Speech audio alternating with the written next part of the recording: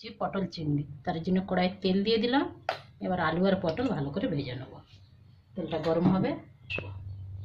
এবার আমি তেলটা গরম হয়ে গেছে, আলু পটল ভেজে নিচ্ছি।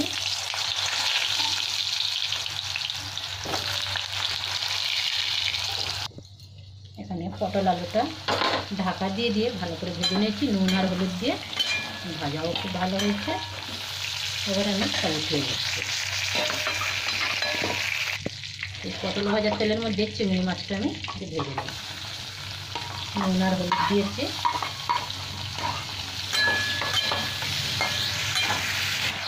এখানে চিংড়ি মাছটা আমার ভাজা হয়ে গেছে, একটা উঠিয়ে নিচ্ছি। তেলের মধ্যে দিয়ে দিলাম 5 ফোঁড়ন, একটা শুকনো লঙ্কা ছিঁড়ে,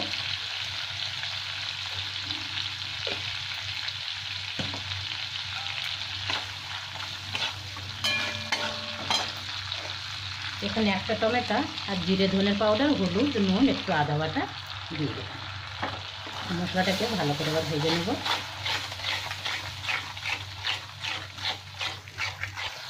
মশলার থেকে তেল আমার ছেড়ে দিয়েছে। এবার আমি ভেজে রাখা আলু আর পটল দিয়ে দিলাম।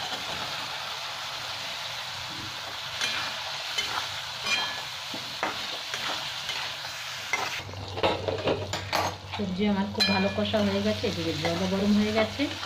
এবার আমি গরম জলটা ঢেলে দেবো। সবজি আমার কষাতে কষাতে সেদ্ধ হয়ে গেছে।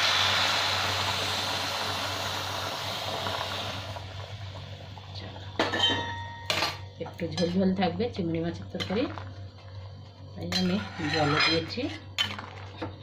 এবার আমি চিংড়ি মাছটাও দিয়ে দিচ্ছি। কেন আলু পটল তো আমার সেদ্ধ হয়ে যাচ্ছে, ভাজতে ভাজতেই সেদ্ধ হয়ে গেছে। চলো লাস্টে খালি গরম মশলা দিয়েই লাগিয়ে নেব। এখানে আমার চিংড়ি মাছ পটল হয়ে গেছে। এবার আমি গ্যাসটা বন্ধ করলাম, অল্প একটু গরম মশলা দিয়ে, গরম মশলাটা দিয়ে ঢাকা দেবো। আর গরম ফোটা করছি না। চলো আমার হয়ে গেছে তরকারি, এবার গ্যাস বন্ধ।